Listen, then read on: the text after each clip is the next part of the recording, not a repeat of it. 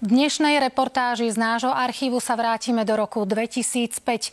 Práve vtedy sa množstvo obyvateľov košického sídliska Luník 9 chystalo na prvý koncert pod holým nebom. Zavítal k ním Kontrafakt.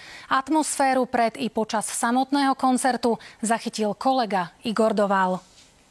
Viete si predstaviť desiatky repujúcich Rómov na Luníku 9? Presne takto vyzeralo počas dnešného koncertu kapely Kontrafakt. Obyvateľov sídliska priviedla do varu, keď na druhýkrát splnila svoj sľub a na Luník prišla. Reperi tvrdia, že ich tam pritiahla sloboda miestnych ľudí. O netradičný úvod koncertu sa postaral nečakaný predskokan.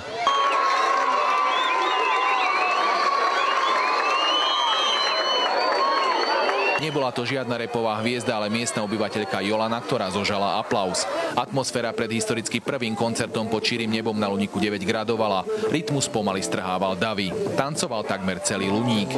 Miestna poriadková polícia sa tvárila, že má všetko pod kontrolou. A prečo vlastne reperi z Kontrafaktu, na ktorých všetci čakali na Luník, vlastne prišli? Cítim z nich úplne, že sú slobodní a majú všetko v píp. Tu majú radi rap. A rap je z ulice a tu to cítim. Deti sa najviac tešia.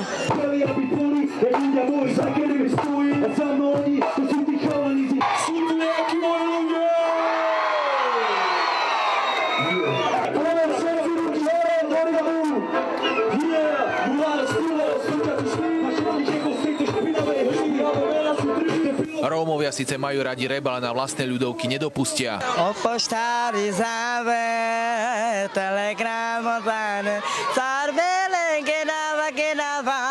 Z preplneného Luníku 9 Igor Doval, televízia Joj.